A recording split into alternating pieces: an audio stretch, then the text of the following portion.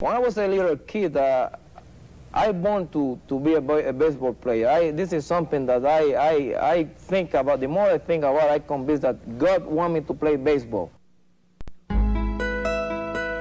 Puerto Rico is the shining star of the Caribbean, but its natural beauty belies a sometimes turbulent past.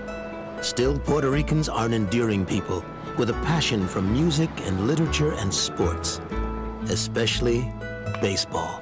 God want me to play baseball. Falling pretty fast out there. Caught by Clemente with a tremendous sliding catch. Playing right field, number 21, Roberto Clemente.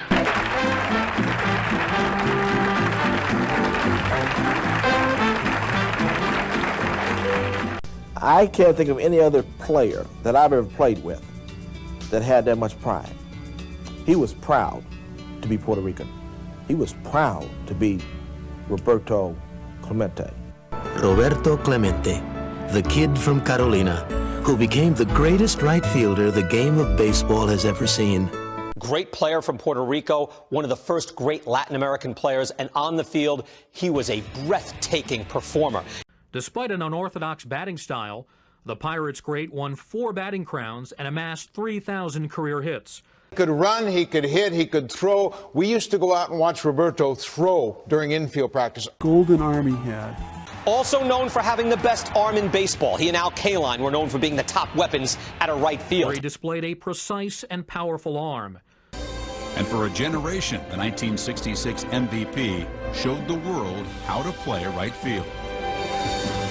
I don't think you could have a stronger, more accurate arm from right field. You had to be very, very careful with your turn at first base, because if Clemente would come up throwing, you didn't know whether he was going to throw behind you or in front of you. We were amazed at that outstanding arm. You know, he used to gun that thing all the way from right field to home plate on the fly, and he liked to show it off a little bit. I remember in one game, Willie Mays hitting a single to right field and rounding first, and bang.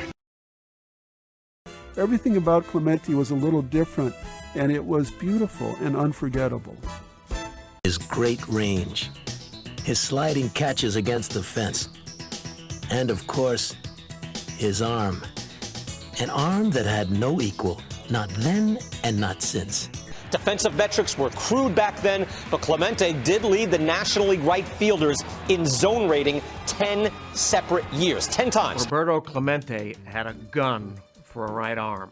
This guy played right field. He is the all-time Major League Baseball assist leader among right fielders. And if you even thought about taking an extra base on a hit out to right field, you better think again, because he could gun you down at second base, third base, or at home. Clemente was much more than hitting. He was held in awe because of his fielding and base running. He didn't steal bases, but he had an extra bases taken percentage of 55% for his career. That's extremely high.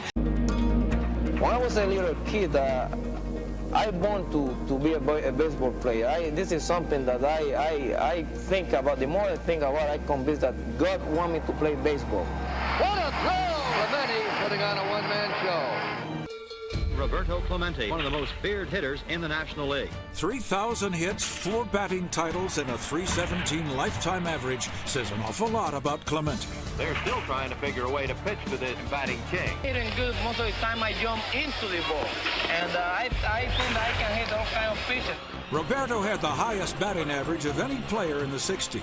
Incredibly, Roberto hit safely in all 14 World Series games in which he played. This man has just impressed me so much that I'll never forget Clemente. Greatest right fielder in the game of baseball, Roberto Clemente. Bobby, congratulations on a great World Series. 1 run on 5 hits, Cubs no runs, 1 hit. And there's a well-hit ball, right center, falling pretty fast out there. However, it is caught by Clemente with a tremendous running, sliding catch. Woo. Puerto Rico's beloved Clemente was gone.